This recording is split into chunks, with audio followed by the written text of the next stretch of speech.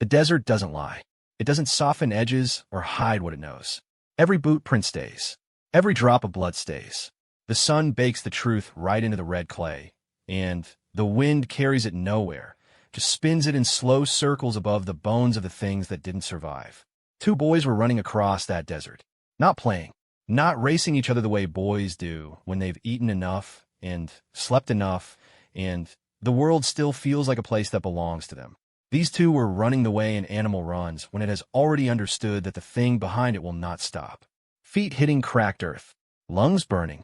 The older one, barely 13, kept grabbing the younger one's wrist and pulling because the little one's legs were shorter and the gap behind them was closing, and there was no time, there was no room, there was absolutely no mercy in what was following them through the brush. They had no mother. They had no father. They had each other and a name, Hunter, that they had been screaming into the empty hills for the better part of an hour. Hunter was a man they barely knew, but Hunter was the only word they had left. What brought two orphaned boys to that cracked red earth, screaming a stranger's name with armed men closing in from three directions, is a story that begins long before the running. It begins in a burned house. It begins in a grief so total it had no bottom. It begins with the particular cruelty that frontier America reserved for the small and the unprotected, the children who fell through every crack, who belonged to no one, who the law would not chase after and the land would not feed. This is their story, all of it true, and it gets worse before it gets better, but it does eventually in the way that only the desert and desperate luck and one stubborn man with a rifle can make it get better. Keep reading. The first thing that was ever taken from the boys was their name, not the family name. That came later, stripped away by circumstance and county records that nobody updated, and a system that kept no real account of children who disappeared between one census and the next. What was taken first was the sound of their names in their mother's voice. That particular tone, the way she bent the syllables when she was calling them in from the yard at dusk, when the light went purple and the fireflies started up and supper was hot, and the world was the size of one small homestead in the hill country of New Mexico territory, which was the only size the world had ever needed to be. Her name was Clara. She was 29 years old when the fever took her. The boys, Eli, 13, and the younger one, Thomas, who had just turned 9 and still counted his age on his fingers when he wanted to be sure, watched their mother die over the course of 11 days in the summer of 1874. The year matters. The place matters more. New Mexico territory in 1874 was not a place where the law had fully arrived. It was a place where the law sent letters ahead of itself, and those letters got lost or read by the wrong people or used to start fires. It was a place where land changed hands the way weather changed, fast and with very little warning, and sometimes violently. It was a place where a woman dying of fever in a 2-room adobe house with 2 small boys and no husband was not a tragedy that anyone in the surrounding county felt personally responsible for solving. The husband, their father, a man named Robert, who the older boy Eli remembered mostly as a voice and a pair of white hands and the smell of tobacco and horse, had been gone 2 years by then. Not dead, as far as anyone knew. Gone in the way that certain men went in those years, west or north, or into some business that was better not discussed at the dinner table, leaving behind a wife and children and a quarter section of land with a leaking roof and a vegetable patch that required more water than the sky over that particular stretch of New Mexico territory was generally willing to give. Clara had managed. For 2 years, she had managed in the specific grinding way that women managed in those years. She traded labor. She kept the garden alive through sheer stubbornness. She sold eggs when the chickens cooperated and mended clothes for the rancher's wife 6 miles east when the chickens did not. She kept both boys fed, which was the main thing, and she kept them in school through the winter months when the schoolteacher came through the territory on a circuit, which was the secondary thing, because Clara believed that the only tool she could give her sons that couldn't be stolen was the ability to read. She told Eli this directly. One evening when Thomas was already asleep and the fire was burning low and Eli was doing his letters by lamplight, she said, "Everything else they can take. Land they can take. Money they can take. Even your name, people will try to take. But what's in your head is yours." He was 11 then. He didn't fully understand what she meant. He understood completely when she was gone. The fever came in June. It came the way fevers came in those years. Not from one thing, but from everything at once, a collapse of the body's defenses that the local doctor who arrived on the third day and charged $2 for the visit, described as general deterioration, and treated with quinine and prayer in roughly equal measure. Clara burned and sweated and burned again. She went in and out of sense. There were days when she recognized the boys clearly, and days when she looked at Eli with eyes that were looking through him at something farther away, something he couldn't see or follow her toward. Thomas handled it by not understanding it. He was 9. His mind built a wall around what was happening, and he lived on the other side of the wall and spent those 11 days doing the things he always did, feeding the chickens, carrying water, drawing in the dirt with a stick. He talked to his mother like she was going to get up. He made plans out loud for what they would do when she felt better, where they would go, whether they might have a dog. He described the dog in detail. He had opinions about the color. Eli handled it by understanding it completely and not being able to stop it. He cooked. He carried water. He changed the cloths on her forehead when they dried. He did not sleep for most of those 11 nights, just sat in the chair beside her bed and watched her breathe, counting the breaths, the way you count something you know is running out. He was 13 years old.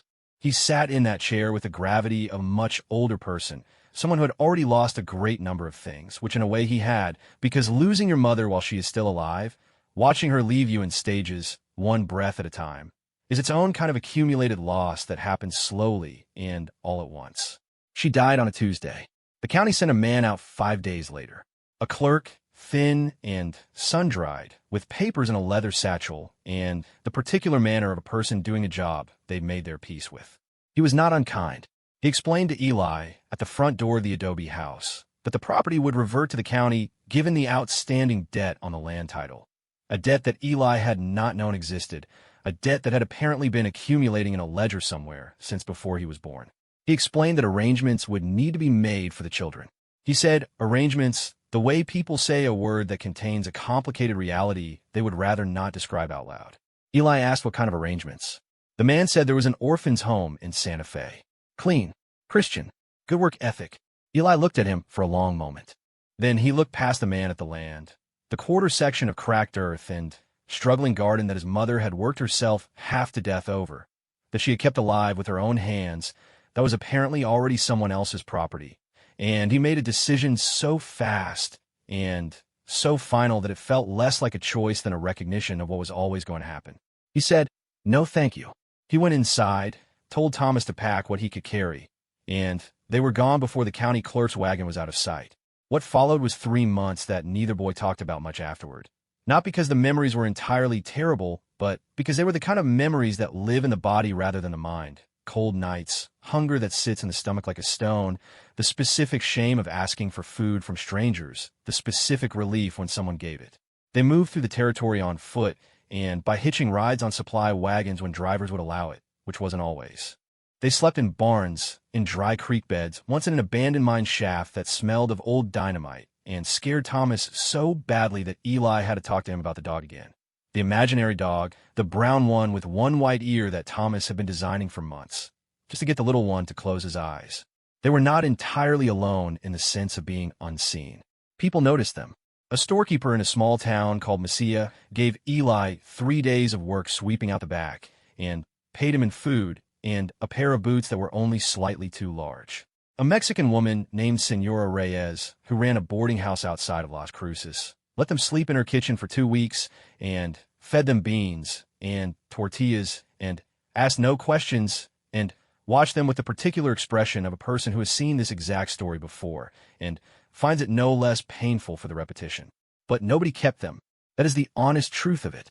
People helped, people fed, people offered temporary shelter, and then the temporary ended because these were not people with resources to spare, or because the children were strangers and strangers eventually move on, or because help and keeping are two very different things, and one requires a kind of commitment that the frontier did not easily produce in people who were themselves only barely managing. Eli understood this without bitterness. He was 13. He had his mother's practicality and her eyes, dark, direct, the kind of eyes that take stock of a situation without flinching. He didn't expect permanence from anyone who hadn't promised it. He kept Thomas fed, kept Thomas moving, kept Thomas's mind occupied with the imaginary dog and stories he made up about where they were going and what it would look like when they got there. Where they were going was, for most of those 3 months, unclear. What changed things was a man at a water trough outside of a trading post in the foothills of the San Juan Mountains in the fall of 1874, when the air had gone cold and the boys had been walking for most of a week on short rations, and Eli's 2 large boots had raised blisters on both heels that he hadn't told Thomas about, because Thomas would worry. The man was watering a horse. He was broad across the shoulders, somewhere in his late 30s, with a face that the son had been working on for a long time, and a rifle slung across his back in a casual, habitual way that meant it was less a weapon than an extension of the man himself. He looked at the 2 boys for a long time without speaking. They looked back. Thomas pressed closer to Eli's side. The man said, "Where are you boys headed?" Eli said, "North." The man said, "North is a big place." Eli said, "We know." There was a pause. The horse drank. The man said his name was Jack Hunter. He said he had a small place 2 days north of where they were standing, in a valley that bordered the Navajo lands, and that if they wanted to work for food and a roof through the winter, he could use the help, and he wouldn't ask them questions they didn't want to answer. Thomas looked up at Eli. Eli looked at Hunter for a long time, with those straight, measuring eyes, running through whatever calculation a 13-year-old orphan runs when a stranger offers something that sounds too much like the thing you've been hoping for. He said, "All right." They followed Hunter north. The place Hunter had was small. A log house, a barn, a corral, a stretch of land along a creek that flooded in spring and went almost dry in summer. It was more modest than what the boys had grown up in, which had itself been modest, but it was solid. The walls didn't leak, the stove drew properly, and there was enough stored food to get through a bad winter if everyone was careful, which Hunter apparently was. He was a man of few words, but reliable actions, which Eli recognized as the more valuable combination. He said what he would do, and he did it. He didn't explain himself, and he didn't make promises he hadn't thought through. And in the context of everything the boys had experienced over the previous 3 months, this felt like extraordinary trustworthiness. Thomas took to him fast, the way young children take to reliable adults, like a plant taken to water, quietly and completely without fanfare. Within 2 weeks, he was following Hunter around the property, asking questions about everything.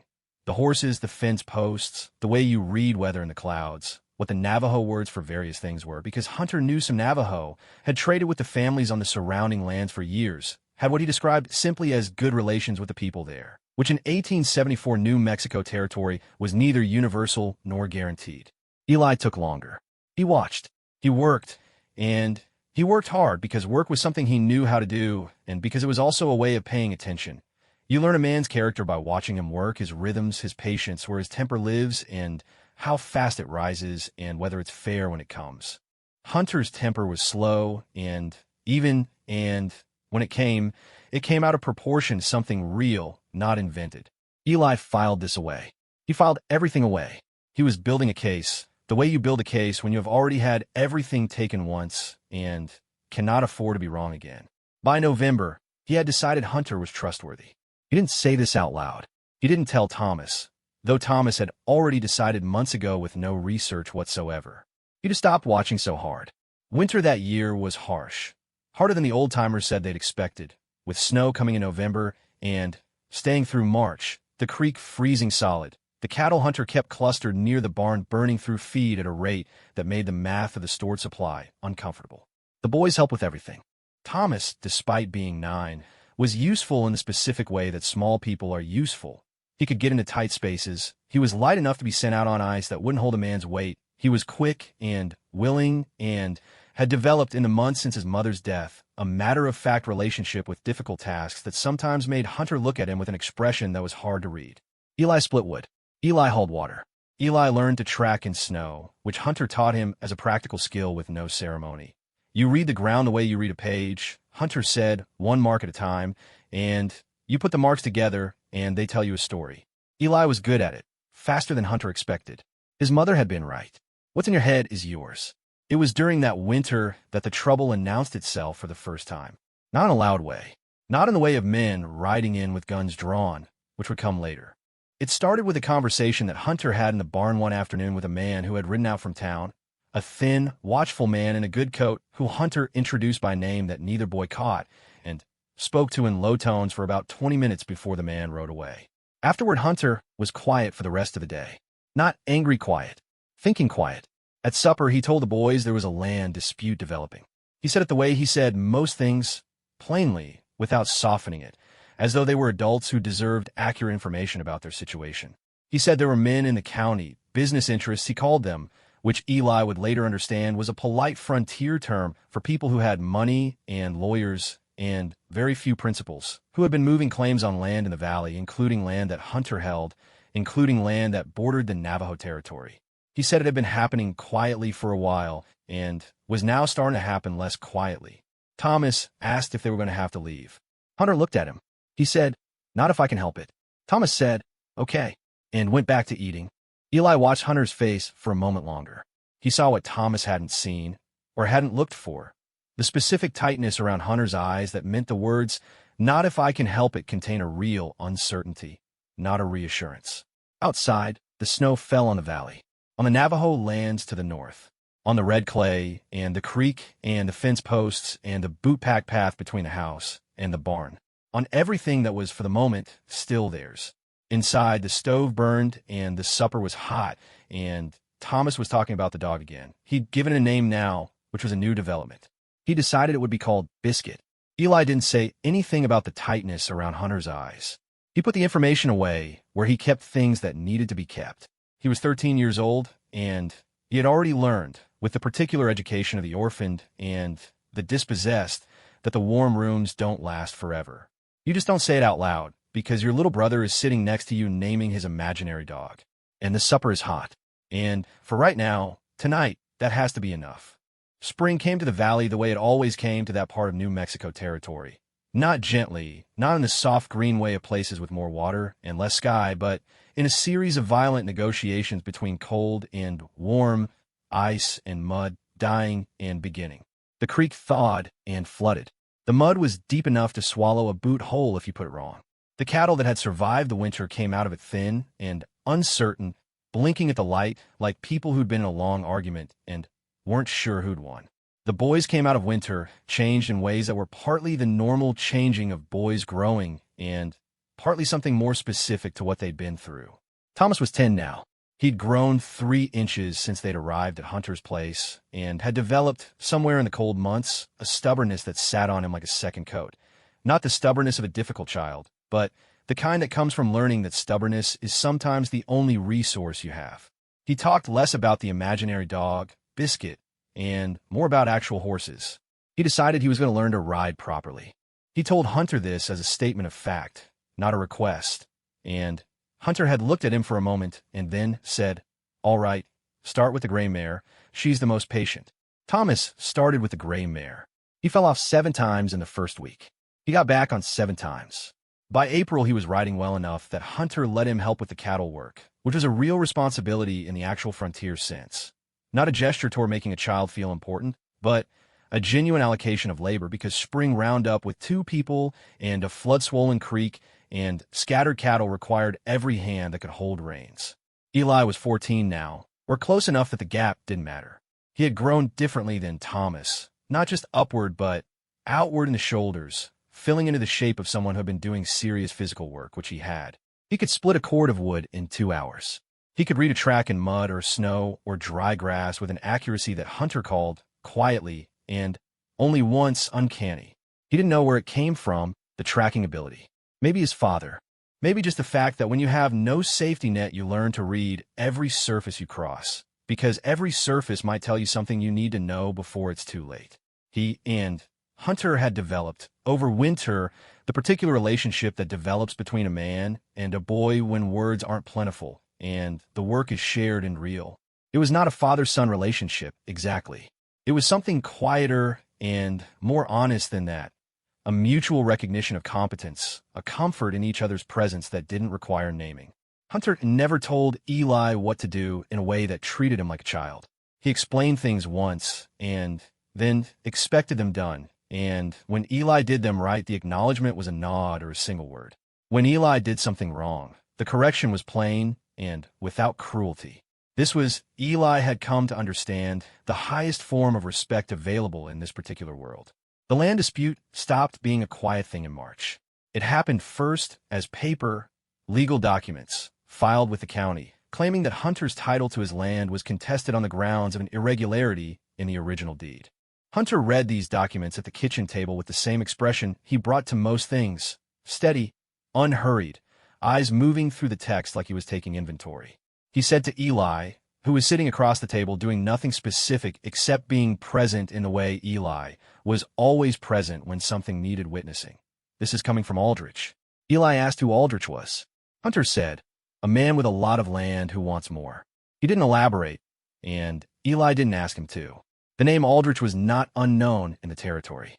It belonged to a man named Charles Aldrich who had arrived in New Mexico territory in the late 1860s with money from somewhere back east and a talent for acquiring land in the period of disorder that followed the Civil War, when titles were confused and records were incomplete, and the law was still figuring out which version of itself applied in which places.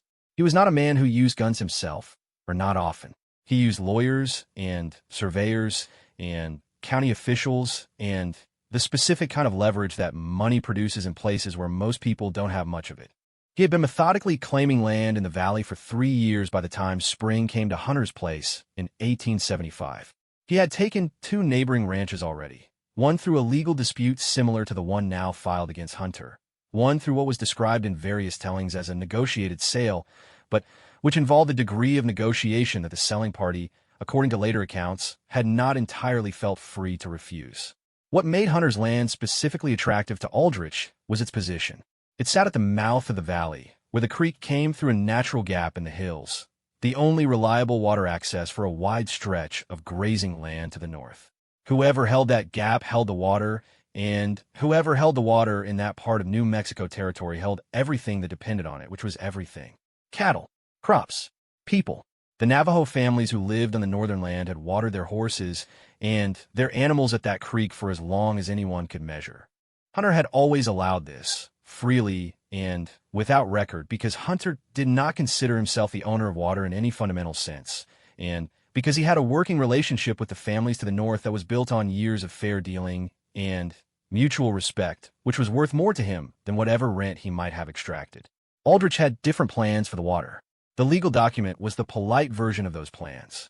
The version filed with the county clerk on paper, in the language of property law, designed to work through official channels and establish a precedent and create a process that would end, eventually, in Hunter either winning a drawn-out expensive legal fight, which required money Hunter didn't have, or losing the land.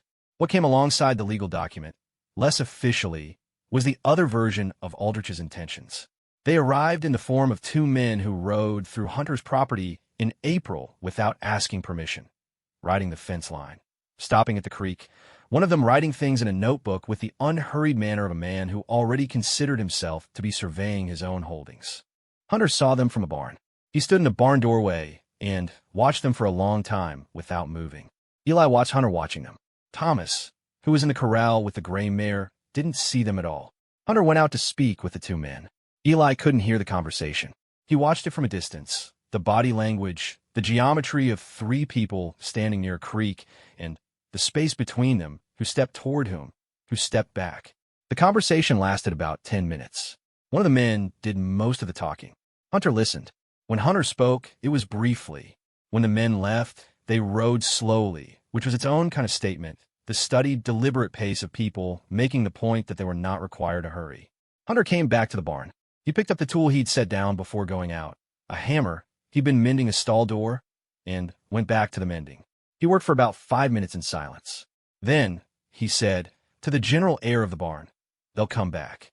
Eli said, "When?" Hunter said, "When they've decided the paperwork won't be enough." That was all. He kept hammering. But the next day he began teaching Eli to shoot. Not the casual way of a man introducing a boy to a hobby. The serious, purposeful way of a man imparting a skill he considers necessary. He started with the rifle, position, breath, the relationship between stillness and accuracy, the way wind reads across an open field, and how you account for it. He was a good teacher, patient and precise, and he didn't let Eli move on until each element was solid. He said, "Speed is worth nothing if you're not hitting what you're aiming at." He said, A man who fires 3 rounds and hits 3 times is more dangerous than a man who fires 10 and hits twice. He said, the point is never to fire at all. The point is to be the kind of person where that's a credible option, so you never have to exercise it. Eli listened to all of this very carefully. He was a good student of the same things he was always a good student of. Things that mattered, things that were real. May arrived, and with it 2 developments. The first was that a Navajo man named Hastian So came to Hunter's place on a Tuesday afternoon and sat with Hunter in the yard for 2 hours, drinking coffee and speaking in a mix of English and Navajo that Eli followed only partially. Hastian So was an older man, deliberate in his movements, with a face that collected light in the way that faces do when they've spent decades outdoors in a place with a lot of sun. He was not the formal leader of the families on the northern land in the way that would have translated into the English concept of a chief. The structure was more complex than that, more distributed, but he was clearly a man whose words carried weight, someone who spoke when he spoke after having thought the thing through. What Eli understood of the conversation, Aldrich's men had also been seen on the northern land, also riding the fence line, also with notebooks. The water. It was always about the water. If the creek mouth was closed off, the northern families would have no reliable source through the summer. The previous summer had been dry. The summer before that had been drier.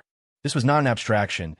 It was the difference between the animals surviving the year and not surviving the year. Hastian So left in the late afternoon. Before he went, he said something to Hunter in Navajo that Hunter listened to with a nod. Hunter watched him ride north until he was out of sight. He didn't tell the boys what So had said. Some things Eli had learned, Hunter kept in his own chest and worked on privately, which was his right. The second development in May was that Thomas found a dog. Not Biscuit, not the brown one with one white ear that he'd been designing in his mind for the better part of a year.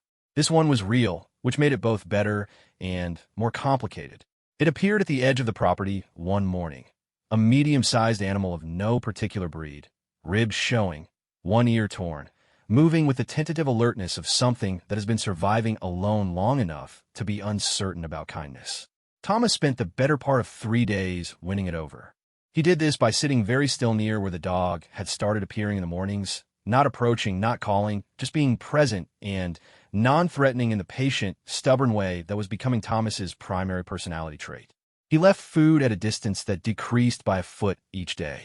He talked to the dog in a low, continuous voice about everything and nothing, the horses, the creek, Eli, Hunter, what he thought the summer would be like. By the 4th day, the dog ate from his hand.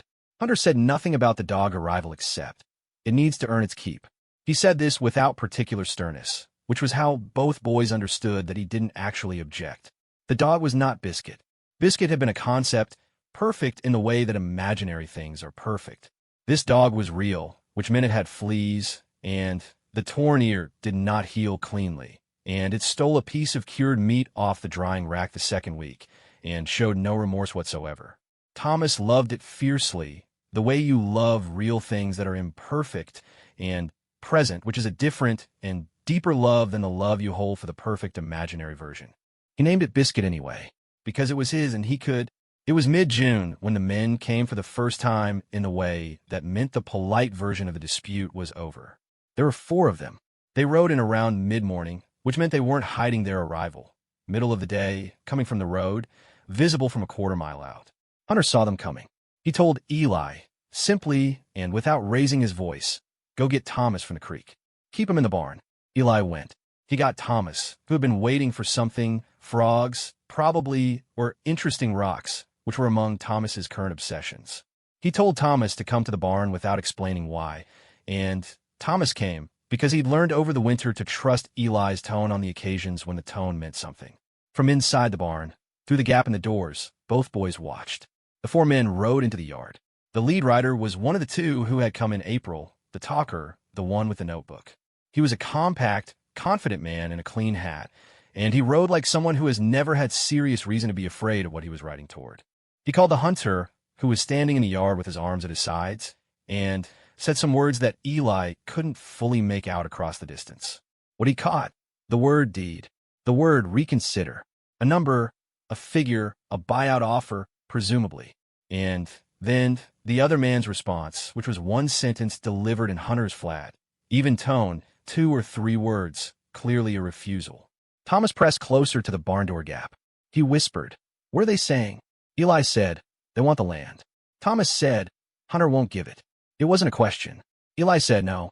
There was more talking. The lead writer's tone changed. Not loud. Not yet, but different, a new register that was the register of escalation, of moving from the question to the implication behind the question. Hunter's posture didn't change. He was a wall. He was, Eli thought, specifically a wall. Immovable in the way that things are immovable when they are exactly where they are supposed to be. The four men left. They left differently than they had arrived. Faster, not the studied slow pace of the April visit. This was either good or bad.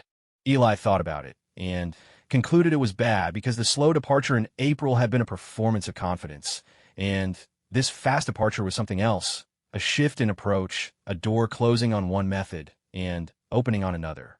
Hunter came to the barn afterward. He looked at both boys. He said, "There's going to be more of this." Thomas said, "How many more?" Hunter said, "I don't know yet." Thomas said, "Okay."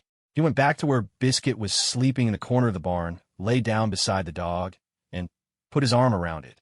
Biscuit's tail thumped once against the hay. Eli stayed where he was, near the door. He looked at Hunter. Hunter said, quietly, so Thomas wouldn't hear, "I think we should talk to Hasty and so again." Eli said, "Because of the water." Hunter said, "Because if it goes wrong here, it goes wrong for them too. And more people knowing what's happening is better than fewer." Eli nodded. He looked out through the barn door at the empty yard where the four men had been, at the deep boot prints and hoof prints in the mud, at the evidence of the thing that was coming. He was 14 years old. He had nowhere else to go. Neither did Hunter. Neither did the families to the north. The creek ran on, indifferent and cold and essential, carrying snow melt from the mountains to the valley floor, moving through the gap that Aldrich's men had drawn in their notebooks, through the land that the legal documents were working to reclassify as someone else's, past the barn where a 10-year-old boy slept with his arm around a dog he'd named after an imaginary animal. The water didn't know it was contested. It just ran, like it had always run, like it would keep running through whatever was coming, until someone finally stopped it. The thing about a threat that hasn't become violence yet is that it fills the air the way weather fills the air. You can feel the pressure of it, the change in how the light sits, the way animals go quiet in the period before something breaks open. The boys felt it without being told to feel it. Hunter felt it and said nothing. The families to the north felt it across their own land, in their own language, with their own understanding of what was at stake, and their own history of how these things tended to go in territories where the law was new and money was older. July of 1875 arrived hot and dry.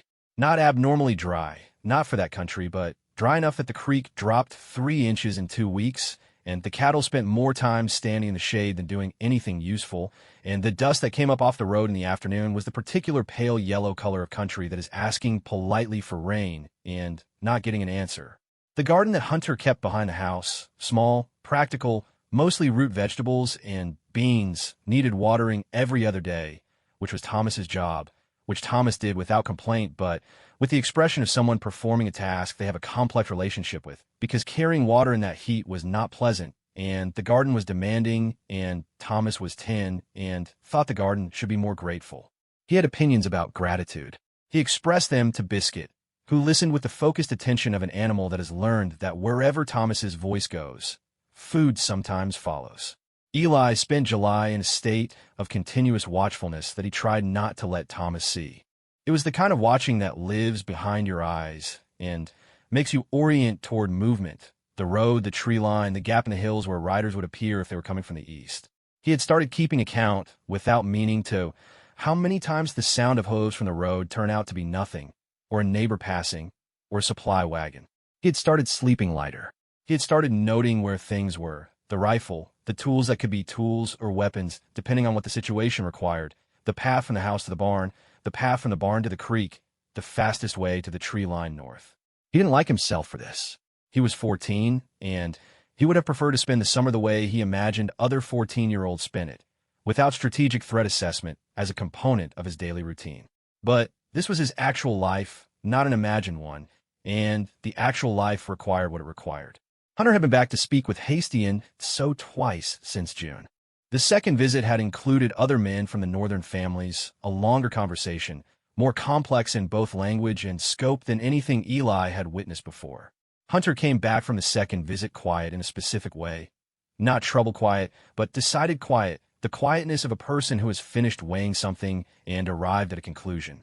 That evening he told the boys that if the situation came to a crisis, if the men came back in a way that was different from how they'd come before, the plan was to go north. To the Navajo families, Hunter had made a formal arrangement, the best version he could make of it.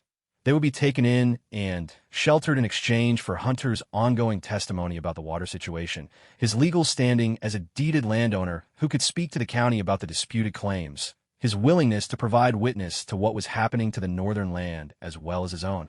This was, as Hunter explained it, a fair arrangement. Everyone needed something. Everyone was giving something. The best agreements work that way. Thomas said, "Can Biscuit come?" Hunter said, "Yes." Thomas said, "Okay." He seemed to find this a satisfactory resolution of the entire situation, and went back to whatever he was doing, which was braiding strips of leather into something of unclear purpose that he'd been working on for a week. Eli sat with the information longer, turning it over. He understood what Hunter wasn't saying directly. Going north was the contingency for a situation that Hunter still intended to prevent from happening. The plan was for the plan not to be necessary. But plans that don't get needed still have to exist, because the situation that requires them doesn't give you time to construct one after it arrives. He asked Hunter one question: "Will they follow us north?" Hunter said, "They'll think twice about it." Eli said, "Because of the families." Hunter said, "Because what happens on Navajo land has different implications than what happens on contested territory land. There are people paying attention to the northern situation who are not paying attention to mine. Aldrich knows this." This was the most Hunter had said at once about the mechanics of the situation. Eli understood it as a kind of trust. Hunter extending the frame of the conversation to include Eli not as a child to be protected from complexity, but as a person whose understanding of what was happening was both his right and, possibly, his survival. He filed it carefully. The third week of July, a horse appeared on the road with no rider. Thomas found it. He'd been out early, checking on a section of fence that Biscuit had somehow been getting through, because Biscuit's relationship with fences was creative and persistent. The horse was walking slowly, head down, reins trailing. Thomas, being Thomas, caught the reins before the horse went any further and stood with it and waited, because even at 10 he understood that a riderless horse in these hills was either a story about bad luck or a story about something worse. When Eli found him, Thomas was standing very still with the horse's reins in both hands, and Biscuit sitting beside him at full alert, nose working at whatever the horse was carrying on its skin. The smell of sweat, of travel, of something else that hadn't a name, but that Biscuit understood in the way animals understand the things we don't say. Eli read the horse. The saddle was scuffed on the right side in a way that could be a fall. There was no blood, but absence of blood in visible places doesn't mean the story was clean. The horse was not Aldrich's horses. It was a working horse, trail-kept, the kind of horse ridden by someone who lived out of doors for long stretches. He told Thomas to bring it to the barn and tell Hunter. Then he walked the road in both directions for a quarter-mile, reading the ground. What the ground told him: 2 riders had been here in the last few hours, coming from the east. One had stopped. There was evidence of a scuffle. Not a large one, not a long one, but the kind of brief, concentrated violence that happens fast and leaves specific marks. One rider had continued east. The other's trail went off the road to the south, in a scrub, and then stopped in a way that meant either the person had been collected by others or had on purpose made themselves uncollectible. He went back to the barn and told Hunter what he'd read. Hunter listened. He asked 2 questions: the direction of the continuing rider, the position of the scuffle relative to the creek gap. He was silent for a moment. Then he said, "That's one of Aldrich's scouts reporting back." Eli asked, "Reporting what?" Hunter said, "That we're still here, that I haven't taken the offer." He went to the house and came back with a rifle and an additional pistol that Eli had not seen before, which Hunter loaded with the methodical, unhurried movements of a man for whom this was a familiar sequence. He set the pistol on the workbench in the barn. He said, "You know how to use this?" It was not a question. Eli nodded once. Hunter said, "It doesn't leave this barn unless I say so, or unless the situation doesn't allow for me saying so. Do you understand the difference?" Eli said, "Yes." Thomas appeared in the barn doorway. He looked at the pistol on the workbench. He looked at Eli. He looked at Hunter. Hunter said, "Go check on the gray mare, Thomas." Thomas went. He didn't ask the question he was not asking. But Eli heard it anyway, in the quality of Thomas's footsteps on the barn floor, the careful, measured way he walked, the control in it, the specific stubbornness of a 10-year-old who had decided to be brave about something and was going to be brave about it no matter what it cost him. For days later, they came. Not 4 men this time. 7. They arrived in the early morning, before the light was fully up, which meant they had planned to arrive before the light was up, which told you everything you needed to know about the version of the visit this was going to be. Eli heard them from inside. He was already awake. He had been sleeping in intervals since Hunter came home from a short night watch at 2 in the morning with the set expression of a man who had seen something he wanted to verify before saying out loud. Eli heard the hoofbeats on the road and was at the window before he was fully sure he was awake. 7 riders, coming from the east, spreading as they came into the yard, not staying in a line, fanning out in the practiced, geometric way that spoke of planning and coordination. He woke Thomas with one hand on the shoulder and one finger to his lips. Thomas woke instantly. He had always been a fast waker, even as a small child, as if some part of him never fully went down into the deep water of sleep. He sat up and looked at Eli and didn't speak. Eli mouthed, "Get biscuit. Stay low. Bon." Thomas got biscuit. They went to the barn through the back of the house, staying below the window line, moving in the way they had both been over in their heads multiple times in the past weeks without ever saying to each other that they'd been over it. Hunter was already in the yard. From inside the barn, through the door gap, Eli watched. Hunter stood in the middle of the yard with the rifle, not raised, just present in his hands, and spoke to the lead rider, a different man than before, broader, with the specific bearing of someone hired for situations after the talking phase has ended. There was no pretense of conversation this time, no notebook, no offer. The exchange was short, and its meaning was clear in the body language even across the distance. "You are leaving. We are not." The lead rider moved his hand. Hunter raised the rifle. One of the flanking riders, on Eli's left, moved toward the barn. Eli picked up the pistol. His hands were completely steady, which surprised him, which he noted and set aside. The flanking rider came to within 20 feet of the barn door and stopped. Eli opened the door. He was 14 years old. He stood in the barn doorway with the pistol at his side, not raised, and looked at the flanking rider. The rider looked back. There was a long moment. The kind of moment that is actually very short, but that memory keeps as long because every detail fills it so completely. The dust in the early light, the sound of Biscuit's low, continuous growl from behind Eli's legs, the distant voices in the yard, the particular stillness of the air before something decides what it's going to be. The rider looked at Eli, at the pistol, at Eli again. He did not move forward. In the yard, Hunter was still in the standoff with the lead rider, voice low and steady, and the particular geometry of 7 riders not quite willing to be the first person to commit to something irreversible held everything in suspension. The way a crowd holds before a fight starts, that unstable stillness that is all potential and no action yet. It lasted 40 seconds. It lasted 40 years. Then, the lead rider made a decision. It was not the decision to proceed. It was the decision that this particular morning, with a man and a rifle and a boy in a barn doorway and however many complications those presented, was not the morning. There was a signal, a movement, a word, and the 7 riders began to pull back. Not fleeing, withdrawing. There's a difference that matters enormously on the frontier, where the manner of a retreat tells you more than the retreat itself. They withdrew in order, unhurried, with the deliberate calm of people who have made a tactical decision to return at a different time, in a different configuration, with a different plan. They rode east. The dust settled. Hunter lowered the rifle. He stood in the yard for a moment and looked at the road. Then he turned and looked at Eli in the barn doorway. He looked at Eli for a long time, taking in the boy standing there with the pistol. The steadiness of him, the stillness, the specific quality of a person who had been afraid and had done the thing anyway, which is the only version of courage that is real. He said, "Put that away." Eli put it away. Hunter came to the barn. He didn't ask if Eli was all right, because Eli clearly was all right, and asking the question would have been the wrong kind of acknowledgement, the kind that treats someone as more fragile than they are. Instead, he looked at Thomas, who had been sitting in the back of the barn with Biscuit pressed against his side, and his arms around the dog's neck, and his face buried in the dog's fur, which is not the position of a person watching events, but the position of a person managing themselves. Hunter said, "Thomas." Thomas looked up. His face was perfectly steady, which was the stubbornness again, the controlled bravery of it. He was 10 years old, and he had done what he could do. He had stayed where he was told, and kept quiet, and held on his dog, and managed himself, and that was in fact the right thing to have done, and he had done it correctly. Hunter said, "You did good." Thomas nodded. Once, he looked back down at Biscuit. Biscuit's tail thumped the hay. Hunter said, "They'll be back tonight or tomorrow morning. With more people." He said it with no particular emotion, which was somehow the most frightening version of it.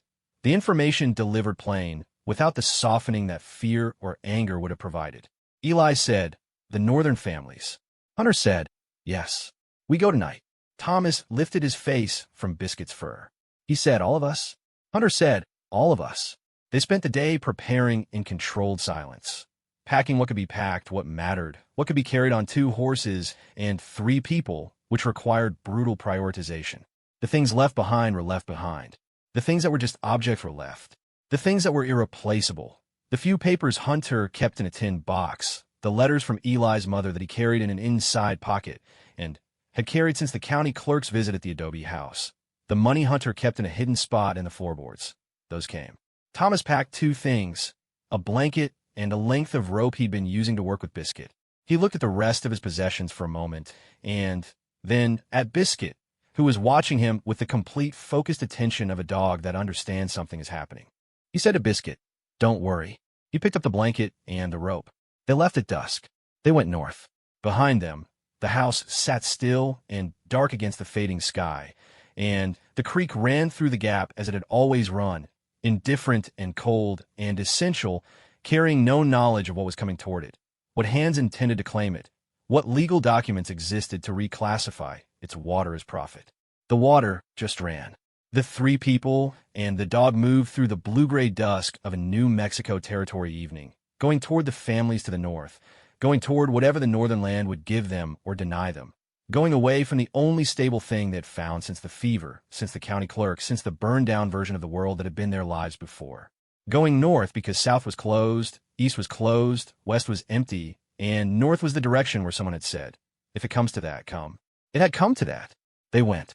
And somewhere behind them in the dry dark, 7 men who had withdrawn from the yard that morning were making different plans for the morning that was coming.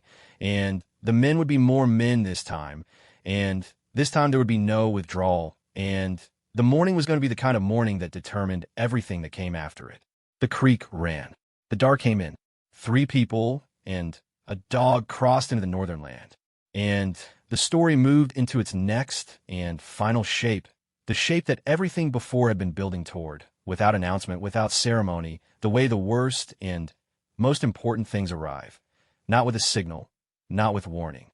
Just there. Suddenly, completely there.